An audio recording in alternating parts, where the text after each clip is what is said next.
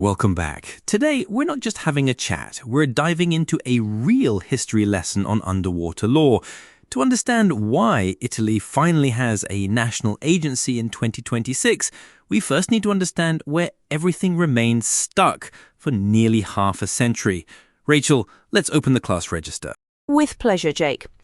To talk about 1979, we actually have to take an even bigger step back to 1942.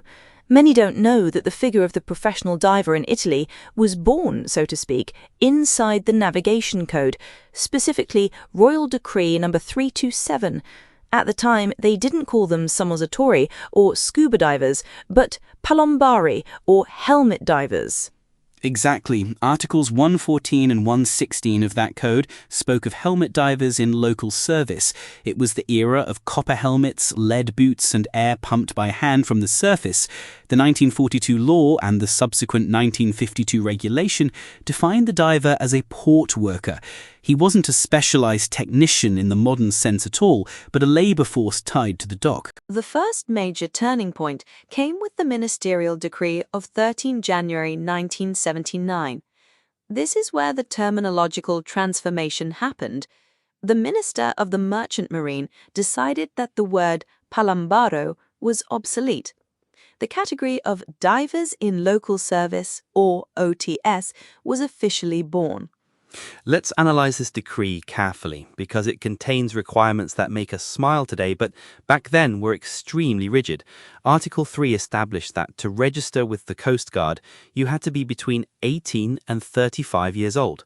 Only 35. If you were 36, in the eyes of the state, you were already too old to start.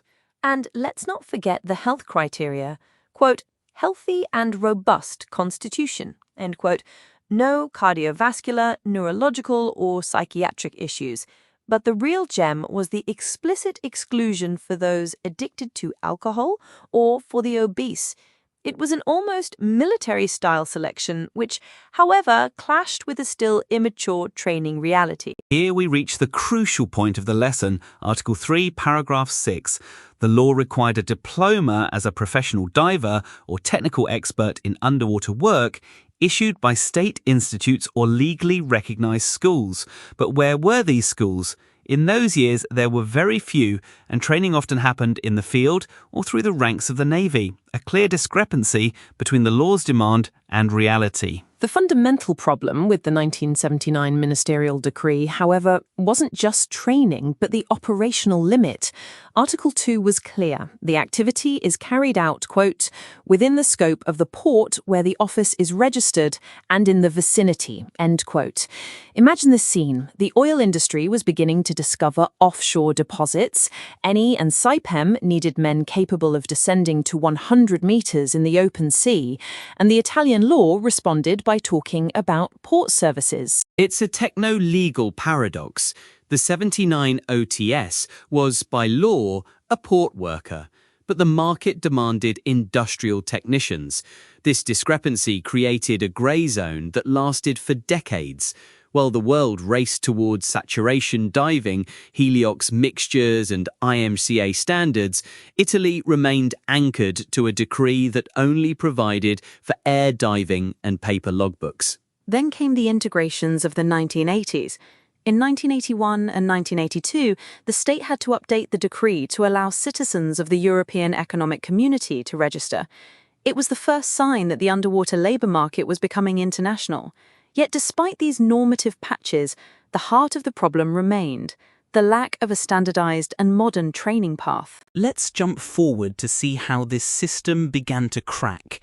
We reached the 2000s. Technology has made giant leaps, but the law is still the one from 79. In 2006, the Lazio Regional Administrative Court, or TAR, intervened.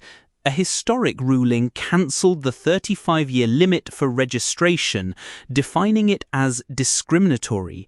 It was the first sign that the old order was collapsing under the weight of new times. And that's not all. In 2015, a ruling from the Ministry of Labour clarified a fundamental point.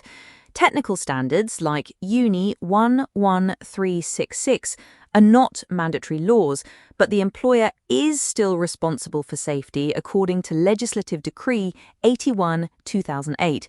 In practice, the state was telling companies, don't wait for the 79 law to update. It's up to you to guarantee the safety of your divers using the best available technologies. In this lesson, we've realised that the ministerial decree of 13th January 1979 was a necessary pillar, but it soon became a cage. It created the identity of the OTS, but confined it geographically and technically.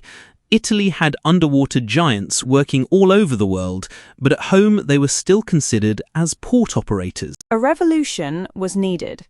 A revolution that didn't start in Rome, but from an island that decided to look beyond the port's horizon.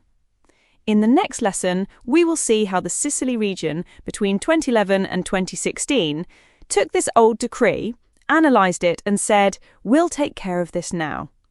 Get your manuals ready because in the next episode we will study the birth of modern industrial diving. That's all for today. The lesson is over.